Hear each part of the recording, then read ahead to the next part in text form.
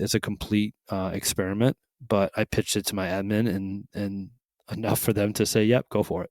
And she just stared at me with this blank stare. And my sister says, do you know who that is? And I'm just like, what is going on here, right?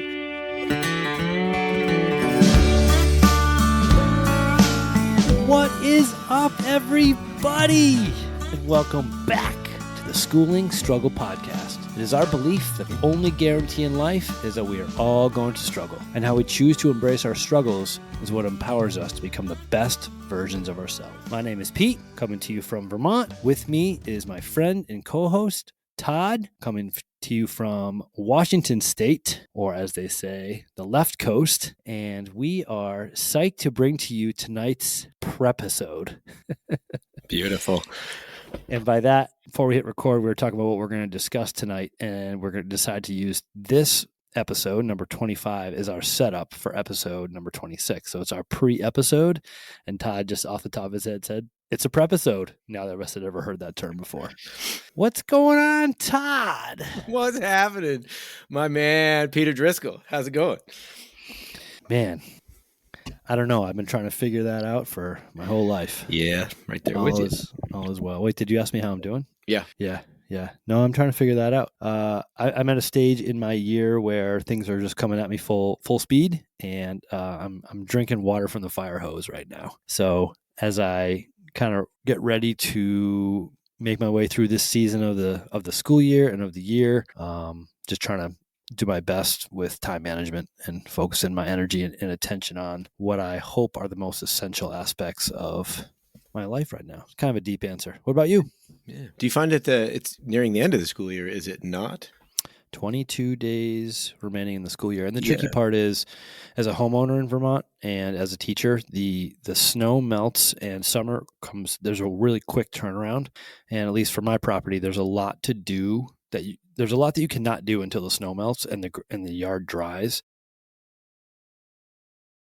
So in addition to kind of wrapping up the school year, the yard work ramps up. And I've decided to take on a couple of endeavors that I haven't done outside of school with some passion projects that I have going on with training athletes. And I'm launching an athlete training camp this summer, which I'm super psyched about. And I'm also partnering with a health organization out of Boston that is creating content for teens. And I'm super excited about that. But it's got my mind and my brain spinning, all for good stuff. But it's just a matter of managing it all and still trying to be a present and adequate father and husband. Oh, interesting. Yeah, that's a lot. You're right. That's a lot going on. You look at me like I'm crazy, but I got a lot of things going on. And now you just look at you. That's great. I always chuckle because for those that don't know, Todd is a software engineer for a little company called Microsoft. And when he got on, he said his brain was stirred because he used a bunch of tech terms that I'll never be able to repronounce. I spent all day in the land of make-believe. And I said, were you in the metaverse? He said, no, in the cloud. That was his way of kind of putting it in lay terms for me. And so we decided that the clouds were very stormy today. Yes, there's thunderheads about us in the clouds. So Todd has been sharing all sorts of different knowledge and some really cool stuff via text with me over the last couple of weeks. Stuff that he's been learning. He's been reading and getting into the content of one Brené Brown and Kristin Neff. And I have not done a deep dive with either of those people's content, and I'm excited to learn what he's learning. Well, Todd, can you really quickly explain to us kind of the general topic of some of the stuff that you're learning about through those two human beings? Yeah, actually, thank you for asking. I think I definitely have shared on this podcast before about my inability to connect with my own emotions a lot of times, especially deep ones that are in the past. And so I have spent a couple of years where I've been on the search of self-compassion or just compassion overall. And especially with these conversations that you and I have had about empathy and compassion, it's one of those things that kind of eludes me. Like when I shine a light over in that corner, I can see it dip away, but I'm like, I'm going to catch you at some point. And so I've made a concerted effort to go a little bit deeper with Brené Brown and Kristin Neff. I read books by Kristin Neff and Brené Brown before, but she has a newer one that's Brene Brown does. It's called Dare to Lead, actually, is what it's called. A lot of her research has been around and lived experience has been around just empathy and compassion, self-compassion, and how it underlies kind of everything that we do and everything that we are. But then how do you apply that to like a corporate setting or managerial context and things like that? So that's what I've been diving into most recently. So as a teacher of high schoolers, I often, when I see a podcast that has to do with organizational or, leadership of giant teams, that's normally something I don't click on just because it doesn't have the staying power with me that like a lot of like the self stuff does. Like, what can I do for myself or be a better version of myself so I can, be more present for others? Or even leadership stuff is something that I'm interested in. But when it comes to like giant organizations, not as much. But I think what's interesting about those people that you're talking about, Kristen and Brene, is that regardless of what the focus of the content is, it's all stuff that we can learn and grow from. That's kind of where we wanted to start the conversation for this episode, the prepisode. And when Todd was talking about this stuff, immediately what jumped to my mind was a year and a half ago when I strained my abdomen really badly and I wasn't able to be physically active. It didn't take long for me to recognize that my entire kind of life was built around this fitness thing. It was the center of my professional world. It was the center of my personal goals. It was the center of how I connected with people. We always had friends come over for workouts. People often approach me with questions about fitness related. And I realized, holy cow, like my entire world, all my eggs are kind of in this fitness basket, and that might not be a great thing. And my mind went to a little bit of a dark place for a little while there. And I just kind of struggled with that. And I had a conversation with my brother in July, about a half a year later. And I was talking to my brother and he was saying, had you ever heard about this book called Permission to Feel? And I said, no. And he was saying, it sounds to me like you're going through some pretty intense stuff, but you don't want to share it with anybody because you feel that anyone that you'd share it with probably has bigger problems than you. I'm like, yep, that's exactly it. Like, I don't want to talk about my little abdomen injury to someone who has way bigger fish to fry than I do. And I just feel like it's kind of self-centered to do that. And he's saying, well, okay. And 2 days later, this package arrived on my doorstep, and in it was this book called Permission to Feel. And it's written by a Yale professor by the name of Mark Brackett, PhD. And the name of the book is Permission to Feel, Unlocking the Power of Emotions to Help Ourselves Thrive. And basically, the premise of the book is that we all have stuff, or what I say to my students, a mess that we're trying to kind of sort through in life. And the main message of the book is, if we can learn to identify, express, and harness our feelings, even the most challenging ones, we can use those emotions to help us create positive, satisfying lives. And basically what this guy is saying is that we don't often even give ourselves permission to take the time or the energy to kind of get in touch with what it is that we're feeling. And oftentimes, if you were to ask someone to describe to you how it is that they're feeling, they might not even have the ability to even like recognize what it is that they're feeling. And he's saying that like in order to be our best selves or our thrive, we need to be able to recognize what it is that we're experiencing or that we're feeling. And if we can't recognize that, that's a major issue because we can't move forward with it. So then he has these skills that he calls RULER, RULER. The first R being recognizing emotion, and then understanding emotion, and then labeling emotion, and then expressing emotion, and then regulating emotion. And he's basically saying that if we want to do these things, be these things, experience these things, achieve these things, we have to be in touch or in tune with what we're feeling. And it sounds so kind of like cheesy to say like, oh, I need to be in touch with how I'm feeling. But that, like that is kind of, what the essence of being a productive or best version of ourselves human being there is. And so for me to hear you say that you have a hard time being in touch with that, I immediately thought of, oh my gosh, this book is really, really helpful for that. So an example that I use and I've used in the past is if I enter a space and I'm all bent out of shape and angry, that could be a litany of things. Am I really angry or am I disappointed because maybe somebody did something to hurt my feelings? So I might not be angry. I might be feeling betrayed, or I might feel disappointed, or I might feel let down, or I might feel that someone was disloyal to me. And if I can, and yes, I'm angry, but can I get underneath that to recognize what it is that emotion kind of triggered that anger and to kind of go from there? What do you think, Todd? I think a lot of things, Peter. And I know I say I think a lot. That's why I asked you to be my partner on this podcast journey. Oh, thanks. And when you I have a nice listen to voice. when I listen to the podcast, I say I think so many times it's ridiculous. So I'm going to try to curb that a bit. Well, if it makes you feel any better, I have a rule in my class that if someone says, "What do you think?" there is no wrong answer. So as long as you preface what you're saying by "I think," you can't be wrong. Wow, that's giving me permission to feel. Two things. And to Three. talk. I got some things. I never pass up a book suggestion, so I just put that one in my library. Most interesting about Mark Brackett here that I saw right off the bat is he's the director at the Yale Center for Emotional Intelligence.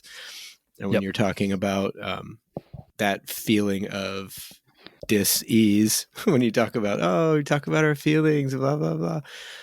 While I can understand that, I think that it's so interesting how I never learned that at school. It wasn't even something that people taught.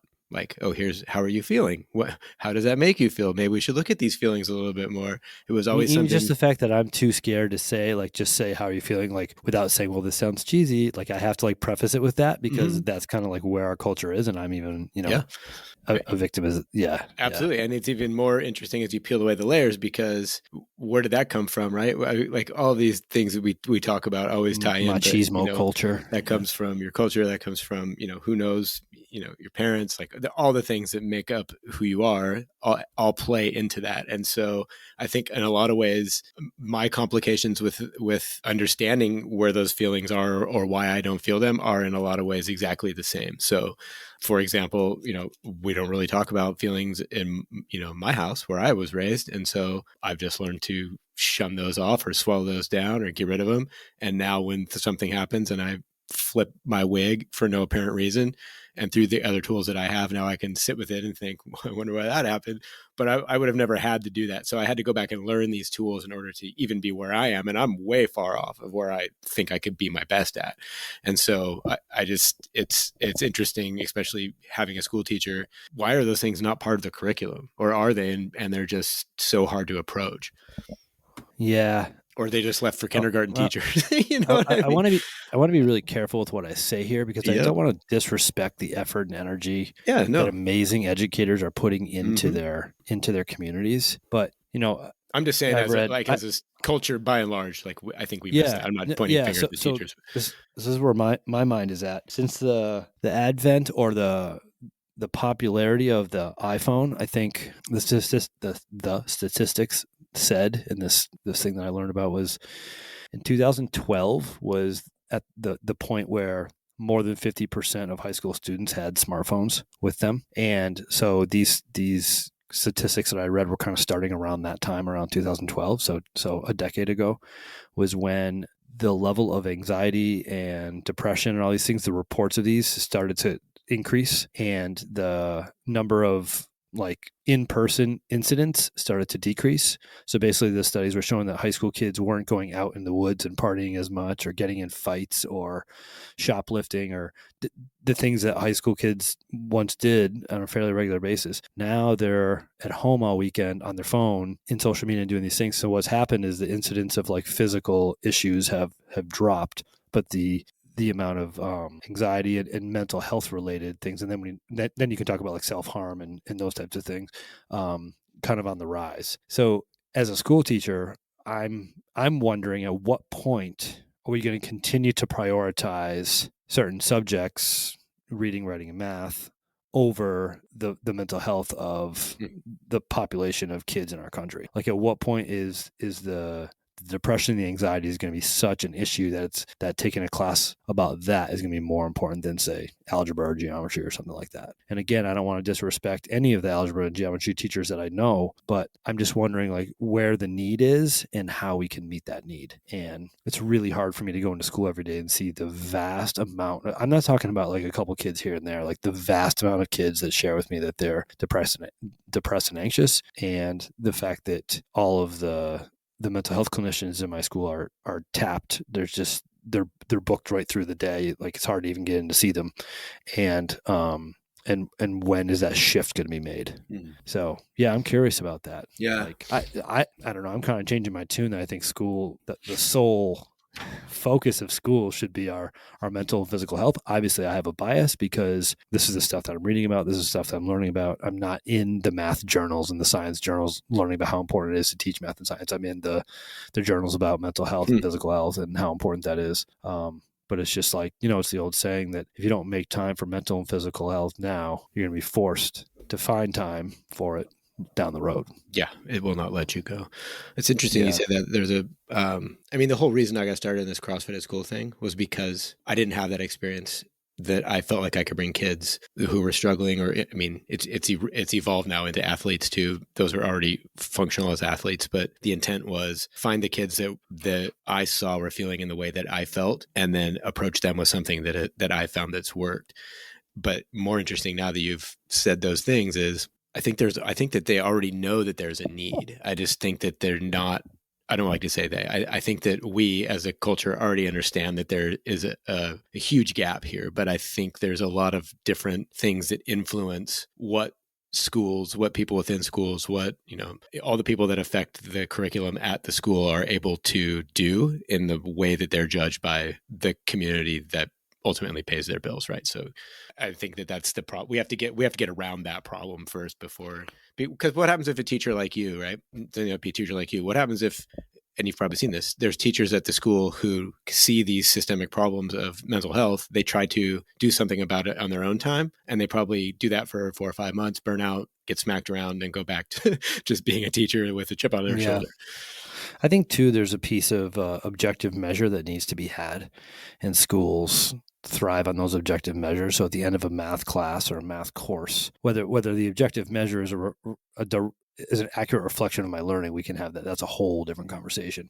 But there is some sort of measure. An 86 in our culture means something. An A or an A minus means something. How do you directly measure the impact or the efficacy of a mental health program? How many kids don't end up in treatment centers? How many kids don't end up dropping out? Like, how do you objectively measure that the dollar is worth the investment? Whereas it's easy to say, well, we have this math program and X amount of kids are getting into college, so this is obviously working. So, and I don't want to be mistaken. I'm not saying we need to abandon the academic piece in any way, shape, or form. But I think the academic piece will optimize if the mental health of these students if that need is met.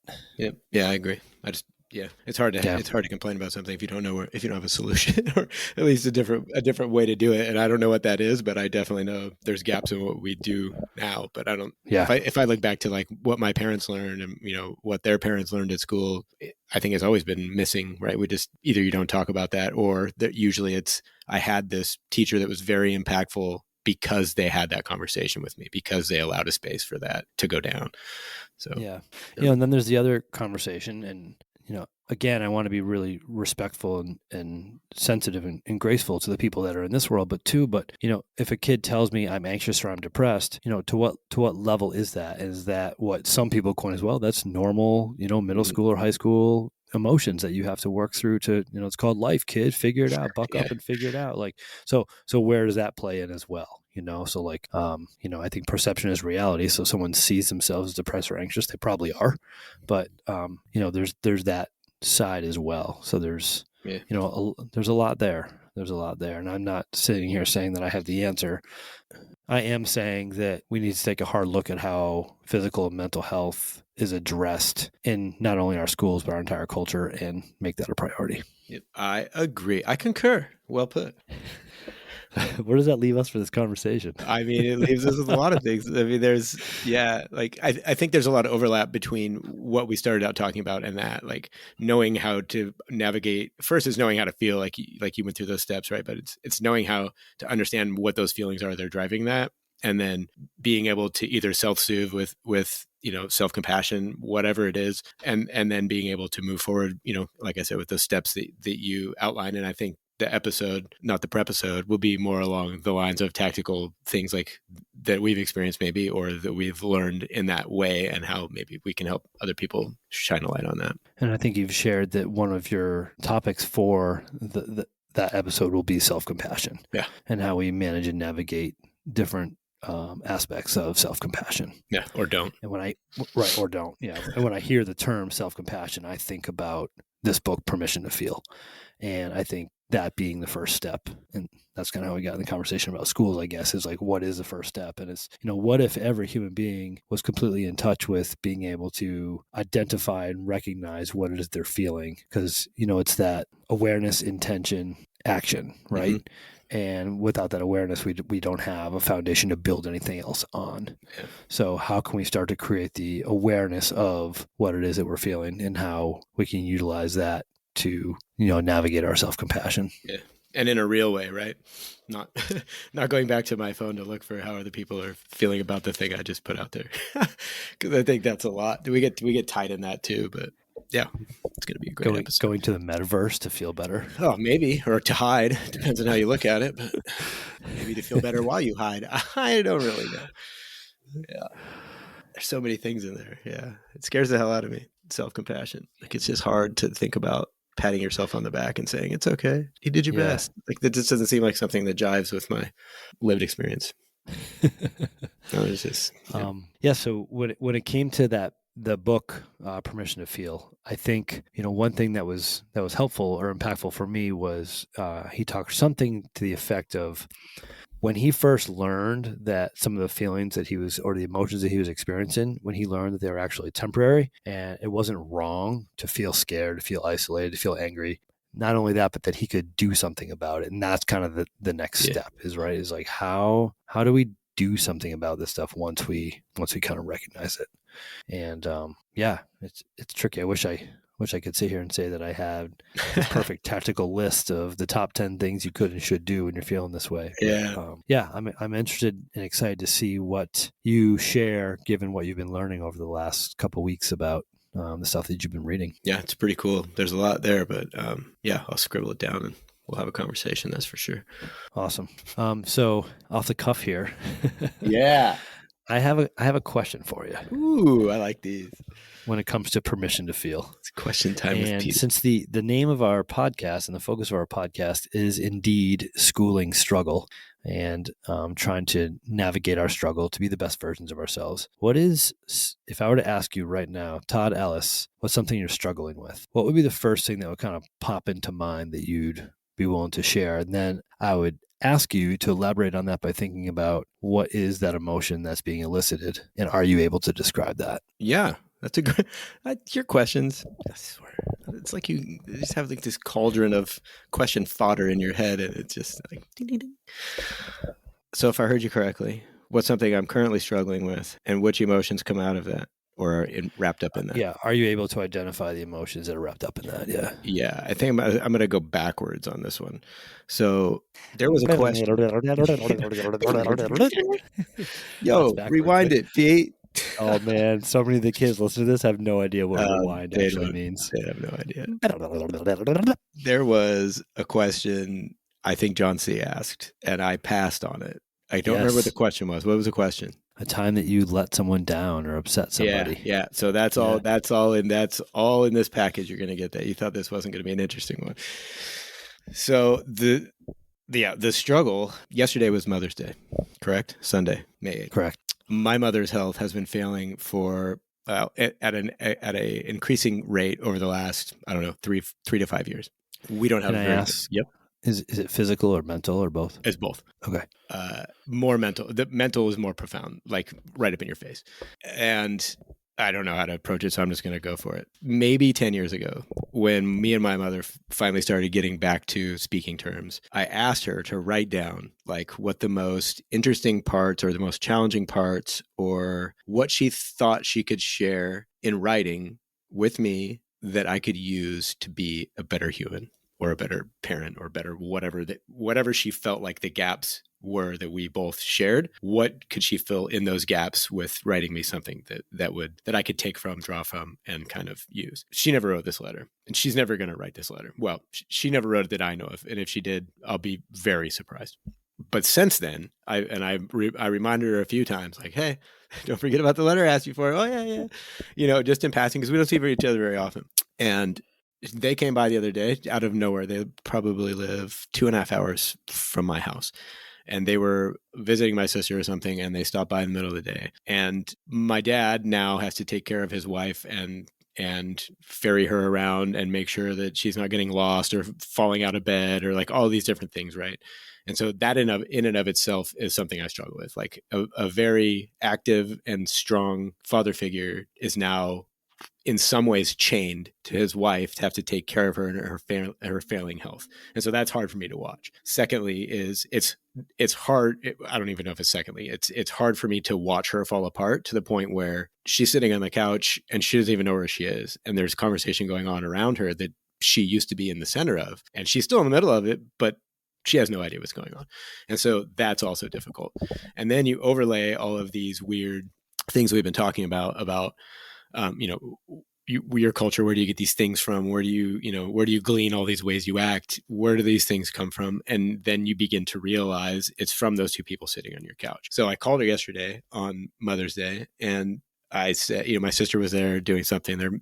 She got them an Instant Pot or something, and they're making pork roast and making pies and stuff. And I've FaceTimed my mom, and I'm like, expecting her to answer. I don't know why. And my sister answers the phone, and you could hear in the background, she's like, "Oh, come on, Mom. It's, somebody wants to talk to you, blah, blah, blah." And pretty soon my mom's face gets on the phone, and we look a lot alike. But now the person I see in her, now what I see of her is just a hollow shell of somebody who I used to know. And so I said, "Oh, happy Mother's Day." And she just stared at me with this blank stare. And my sister says, "Do you know who that is?" And I'm just like, what is going on here, right? And then she has to lift up her chin so she can look in the phone. And I'm just like, what is this world coming to? So like, that's what I'm struggling with the most right now is like coming to grips with the fact. I just was talking to my wife last night about it, about, how much longer do you really think my mom is going to live? And like, what will that quality of life be like? And it boggles my mind because I've lost so much time in the middle of that. And now here we are. Like someday soon, I will get the call, your mom's in the hospital, and it won't be long after that I'm putting my mom in the ground. And so it's like, how do you come to grips with that? It's just bizarre. And so those are the emotions that I'm dealing with. But to go back to the John C. story, that's one of the most, in my opinion, in my lived experience, I would say that's probably one of the most hurtful things to both parties. Like how terrible it must feel to have a child that discounts you or, doesn't connect or whatever it is. And on my side, it's the same thing, but now I'm having to watch it unfold in a way that I have no control over. So it's like, I don't know, I get emotional, but that's the hardest thing I'm struggling with. So yeah, it's going to happen. Thanks for asking. School and struggle, real tap. Thank you for sharing. Yeah, that is. Thank you for sharing that. It's interesting. I was having a conversation with one of my students today, and they're asking me about the podcast, and I was saying that I think oftentimes when you hear people's stories, they're on the other end of it. They've overcome the thing, regardless of what that thing is, addiction, obesity, this challenge or whatever. And when they're willing to kind of come on and share, it's because the thing is kind of behind them, so to speak. And I said, I think it would be really cool to have a podcast where people, and this is not my idea, this is yours, Todd, BYOS, bring your own struggle, and actually talk to people that are still in the thick of it, that are right in the thick of that thing, the addiction, the weight loss, the relationship struggle, whatever that is. And lo and behold, we get on tonight and here you are in the middle of this thing right now and sharing openly about that. And that's raw. That's raw. Thank you. Yep. Thank you.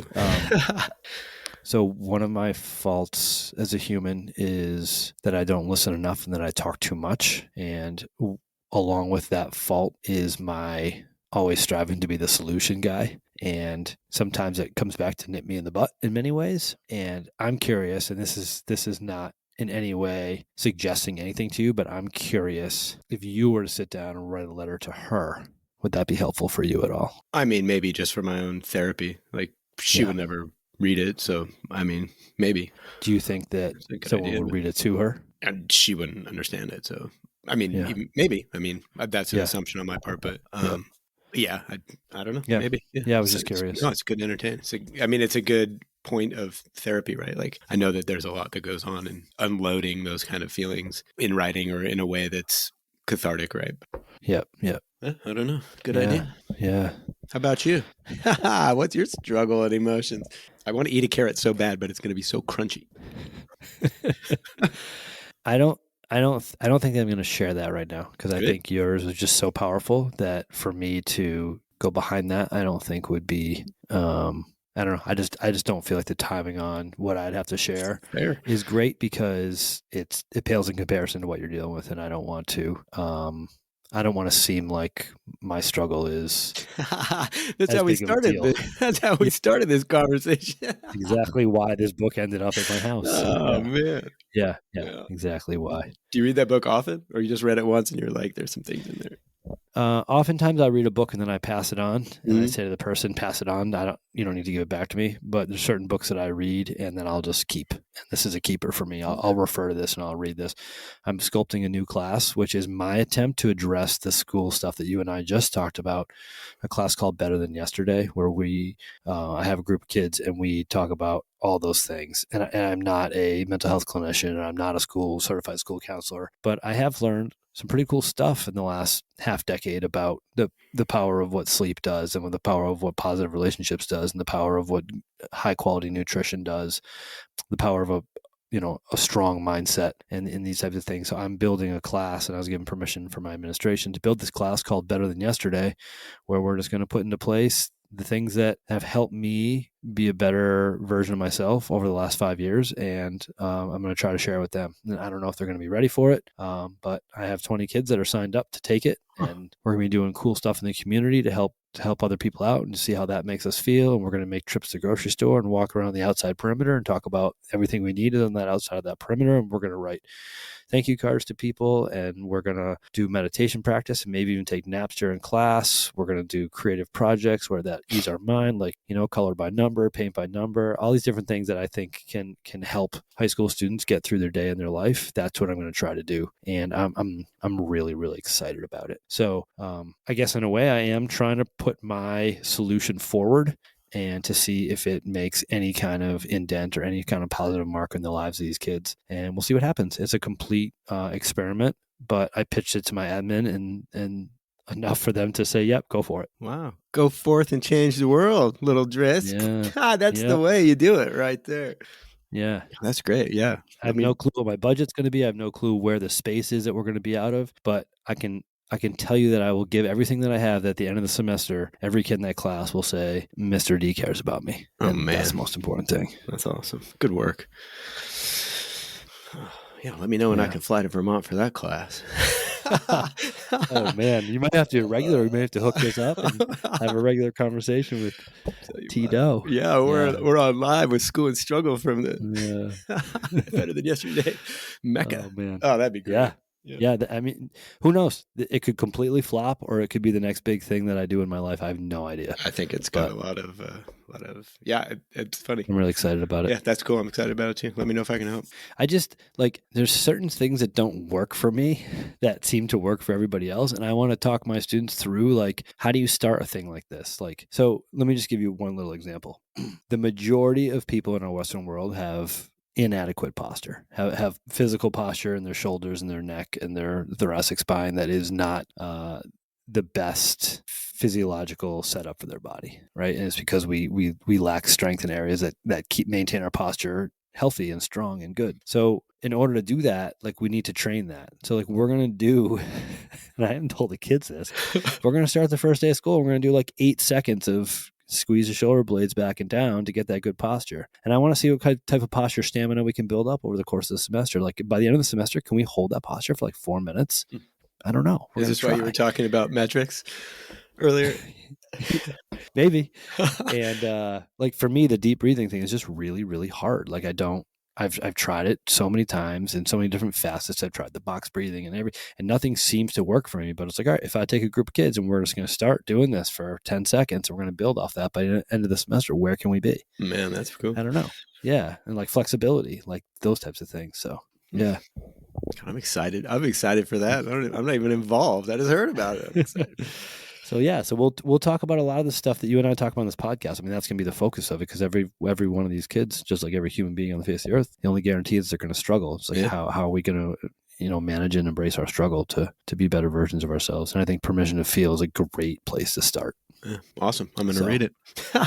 It's a prepisode for whatever Todd has to bring for us. So Todd is no pressure, but Todd is leading next episode.